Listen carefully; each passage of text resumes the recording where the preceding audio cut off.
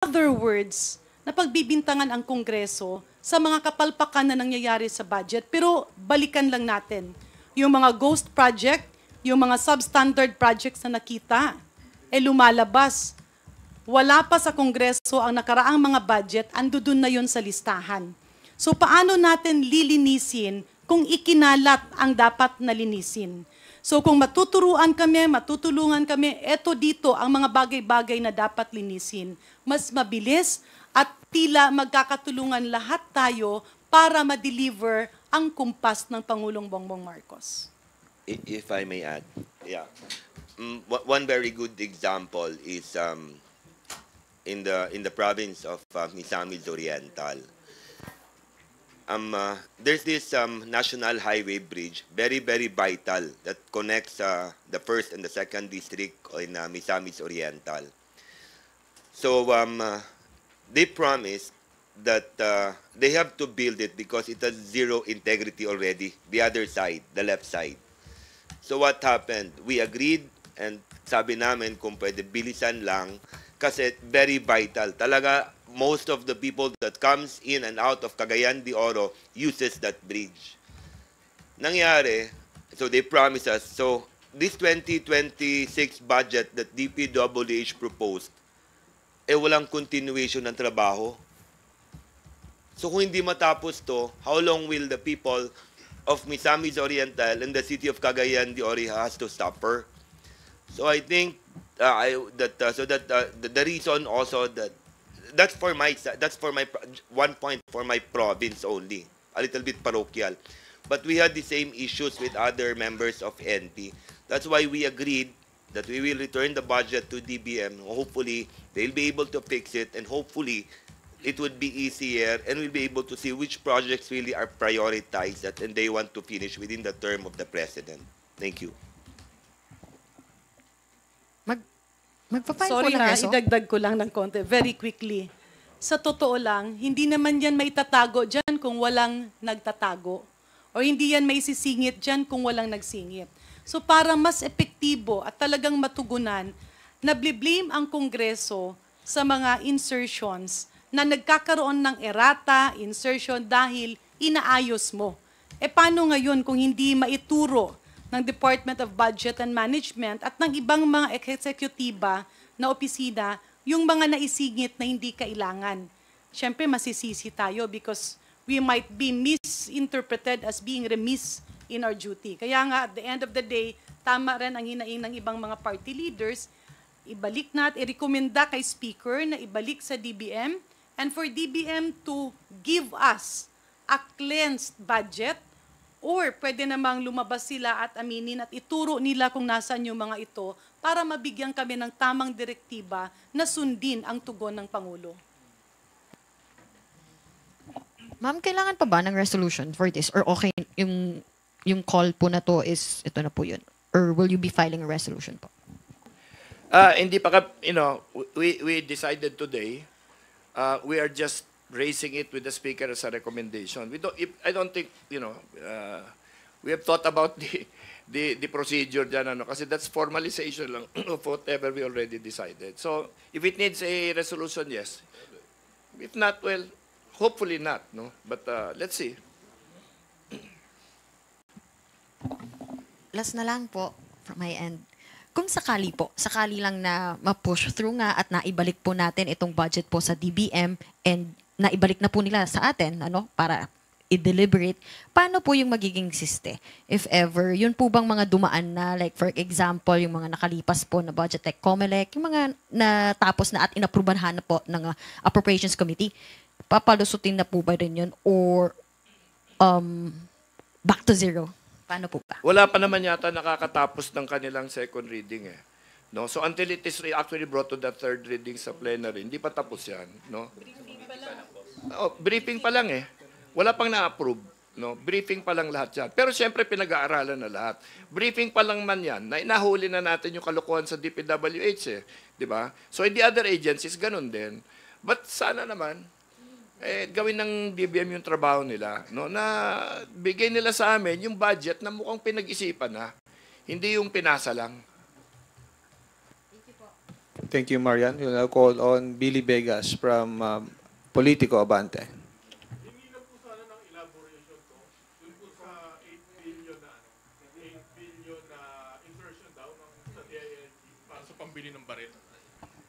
Okay, tinignan namin yung 25 budget, hindi namin makita. Tinignan namin 26 budget, hindi pa rin namin makita. So siguro kung sinasabi mong insertion wala sa 25, baka pinaplano pa lang sa 26, Kaya titignan natin kung anong storya diyan. Congressman Valeriano, you might want to address this. Hihingi kami ng ng inquiry through Congressman Valeriano, either motu proprio, but alam ko one congressman is already preparing a resolution to ask for the same investigation. Kasi masyadong malaki di ba? Again, just like what DS po have said, magkakandak ako as chairman ng Public Order and Safety regarding dun sa unsolicited proposal. I think it's worth 8 billion na sinasabi between the PNP and the DILG. Once and for all, masettle whether it is motu proprio o may magpasok ng resolution or may mag-privilege speech. The earliest is by next week. Thank you. Go ahead. Kung papalagay niyo po ba may kinalaman yung pagkakatanggal kay kay Chief PNP Torre dun sa 8 billion na insertion na hindi raw niya pinirmahan? That we have to see pagdating ng hearing. Makikita natin yan kung may kinalaman. Definitely, they will be invited to the hearing. Thank you po. Thank you, Billy. Rose Cos from UNTV. Please proceed with your questions. Po, magduel lang po ako dun sa proseso na nangyari para po magkaroon kayo ng desisyon na ganito. Was a consultation made between among party members or among party leaders lang po? Well, sa amin, party leaders and some members, But kasi there has been discomfort already on the part of many of our members. So kami naman, that's the reason the party leaders met, is because nga of the unhappiness of many of our members nung nakita nila yung kanilang mga NEP. And we were in the middle of a process of asking them to correct the NEP. But then we were finding that a really large majority of our members were having to correct 80% of the budgets, the NEPs that they had been handed. So, based on that, and after consideration with some of our members, we suggested to the party leaders this recourse. Now, ito naman, this is a recommendation to return. That's why tinanong kung may resolution na ba yan. Wala pa naman. We just came together and we are recommending it as a course of action. And then we are requesting our members not to do anything really, but to wait until a decision is reached on this matter. Kong Mark? Yes. Thank you, DS Ronnie. So just the same for NPC, a few of our members had the same observations as those with the other members, I would presume for Lakas and UP, NP. So just the same, of course, we also support the initiative of the President, di ba, na under review talaga ito. The better that we also recommend na ibalik na lang muna yung NEP sa DBM. On the part of Lakas, the leaders and a few members, nagsimula rin kasi to sa dami-dami ng lumalapit. Ako siguro hindi ko na mabilang yung ilan yung paulit-ulit na nagtatanong, ano ba ang dapat gawin? Ano bang pwedeng gawin? Hindi rin namin masagot. It's a situation of nakita mong may problema. Nakita mong bulok. Pag ayusin mo, ba't mo ginalaw? Pag hindi mo naman ginalaw, ba't mo pinabayaan? So, with this situation, nalilito ang mga miyembro. And that is why the decision of majority of the members of Partido Lakas was to talk to other party leaders and request the Speaker to return the budget to the Department of Budget and Management so that we can have a clear signal and a clean slate. Doon ka magsisimula sa alam mo kung nasaan ang babaguhin at sila mismo, alam na nilang may problema baguhin na nila. So for this recommendation to be finally realized, the Speaker has to approve your recommendation. Well, if he grants our recommendation and request, then we will discuss the formal method of undertaking this. Pero we hope that we will get an indication, some guidance as soon as possible. Kasi siyempre, time is of the essence, and like most of our members, we do, and like you, we do not want to lose the break, no? But but we will, if we have to, sacrifice that. Wag naman sana nilang masamain itong pagbalik. Kasi this is for the better. Diba? Kung hindi natin babalik ito, we'll swallow it hook, line, and sinker. Abay, kasama kami doon sa kalokohan, di ba? So mabuti na yung maayos nila. Pagdating dito, wala na. At saka willing kami mag-work overtime. If necessary, the whole October.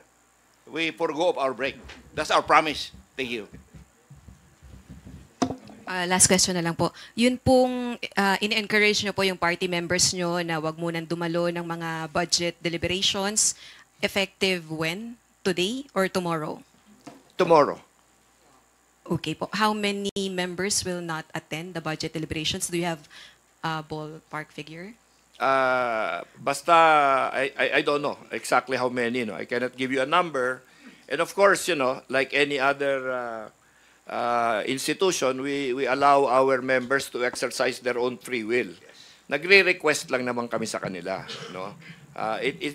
Like in the NUP, we will not expel anybody for attending. No?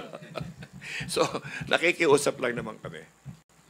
Basically, sa partido, lakas, ganito lang yun eh.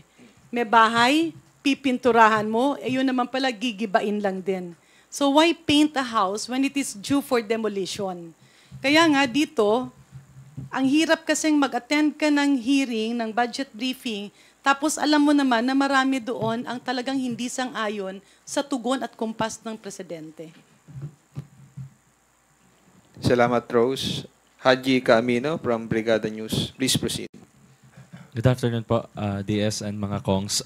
One point lang po, kasi nabanggit nyo kanina, pinagbibintangan nga po yung House of Representatives sa mga insertions, yung sabi nga po ninyo, DS, sasabihin na naman, kinakana naman po ng mga congressman yung budget po. No? Pero do you think head should roll, especially on the part of the DBM maybe, or sa kung sino man po yung dapat na managot sa nangyayaring ito, aside pa dun sa magiging recommendation po ninyo na ibalik nga po muna yung NEP sa DBM?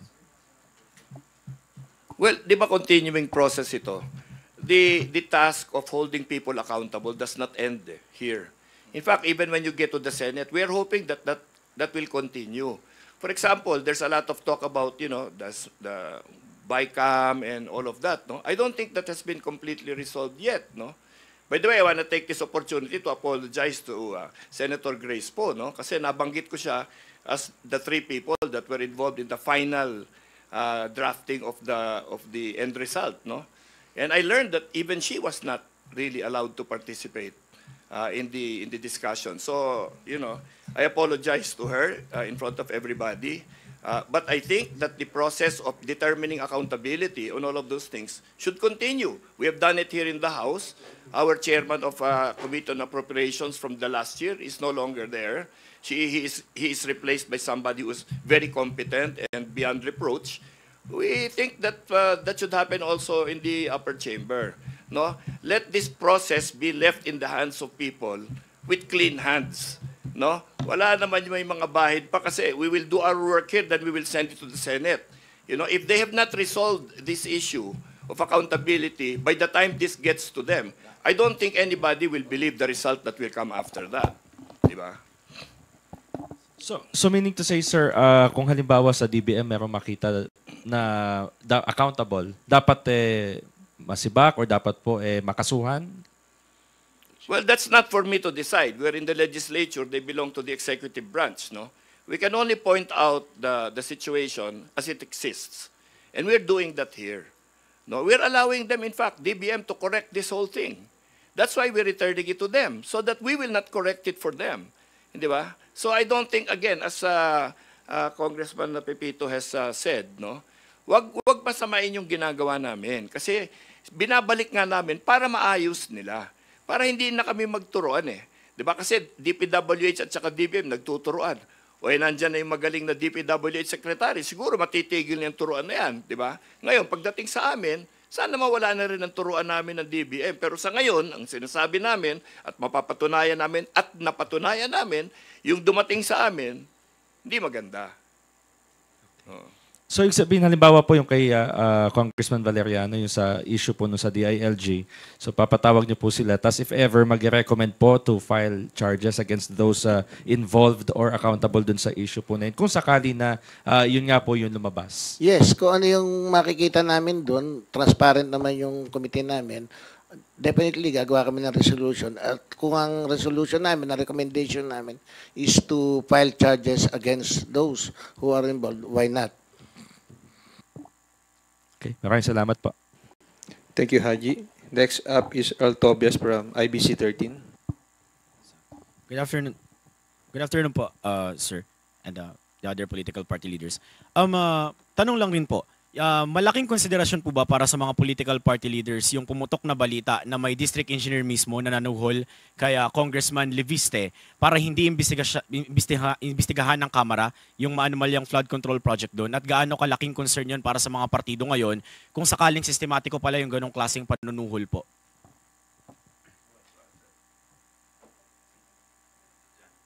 Member of Lakas siya, di ba? So let's have our Lakas leader speak.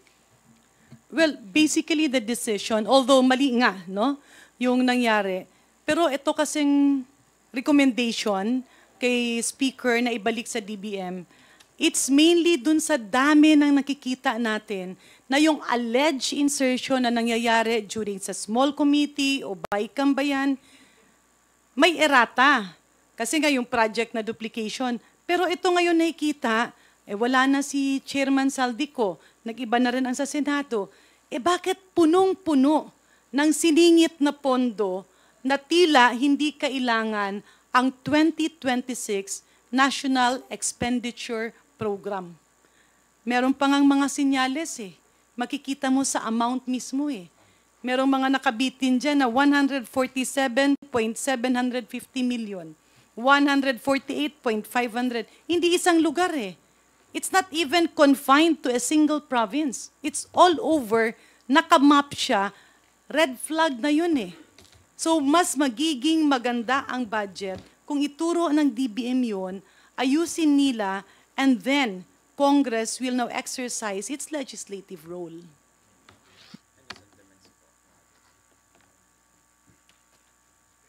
Thank you, Earl. Sir, we will entertain one more question from Kenneth Basilio, Business World.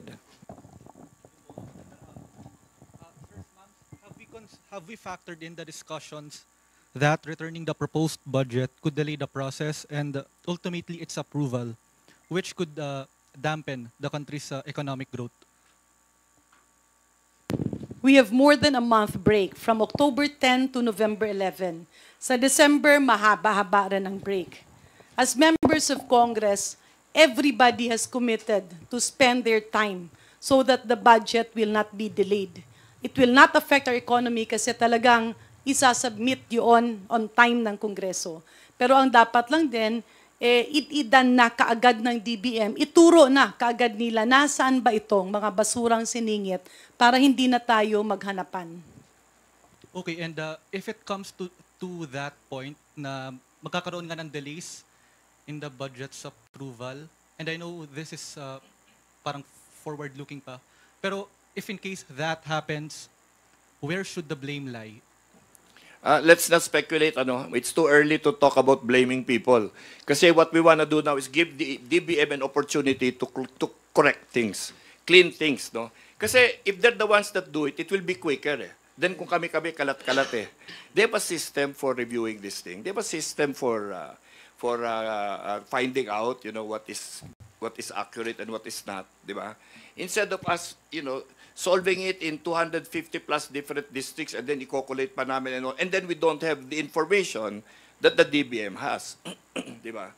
So I think that that this measure will in fact make the process definitely better, but maybe even faster. But again, let's not prejudge what will happen. We all want the same thing, which is to do what the President wants us to do. to move the programs of the government forward. This, to us, is the best way of doing this at this time. And the last question. Proceed. Aside from yung mga questionable flood control funding, what economic programs do you think the DBM has allocated in a subpar manner? Again, we don't want to speculate, di ba? Let them review it first. Kasi we cannot assume that when we see something there, that one, it's DBM that did it. Number two, nanadya sila. No?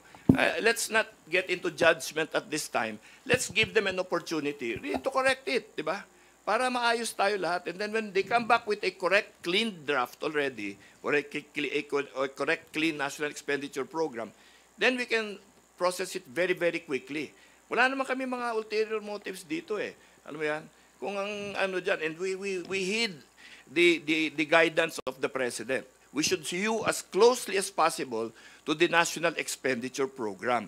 Kaya nga sinusoli namin ngayon eh. Kasi kung tuluyan naming i-correct ito, hindi namin susundin yung utos sa amin ng Pangulo, which is to follow the National Expenditure Program. Kasi yung National Expenditure Program, as submitted by the DBM, is riddled with questionable entries. Sorry, Diba? last na talaga. Yung pangatlong last. Yeah, Sige. yeah. Pasensya Make na. it last. Then, They had to attend the session pa. Thank you, thank you. Ano yung mas malaking risk to economic growth? Having a reenacted budget or having the budget's approval delayed? Ano po yung sa tingin? Unang-una, kung maibalik namin ito at mabawasan ng kalahating trilyon, walang masama ron. Kung ang expected natin 6.5 to 7, magiging 6 lang tayo, we're better off than most of ASEAN countries. So, dito sa ginagawa namin, o nire-request namin kay Speaker, walang masama dito eh. Gawin lang nila yung tama para hindi na tayo mahirapan dito na kami pa ang gagawa ng mga koreksyon at sabihin na naman, kami na naman ang medyo lumuto ng mga project na yan. When in fact, nandun na yan eh, nakalista yan, line by line eh. So alam na nila yan kung anong gusto namin mangyari, na ilinisin na nila pagdating dito sa amin. Kung bawasan man nila, walang problema doon. Better yan for our country. Dahil remember, we have to borrow at least 2 trillion this time. Kung manghiram ka ng 2 trillion, bakit hindi mo bawasan na lang yan ng 1 trillion? Kung babagsak tayo sa 5.5 and 6.5, okay lang yun. Ang importante sa mga Pilipino, walang magugutom. Kaya kung maaari, yung karamihan na yan, yung mga project na hindi man masyadong nakaka-apekto sa food production, ilipat mo na yan doon sa food production. Yan ang suggestion ko. Thank you. Thank you once again. Deputy Speakers Puno, Janet Garin and Bambi Imano, Representatives Roland Valeriano, Mark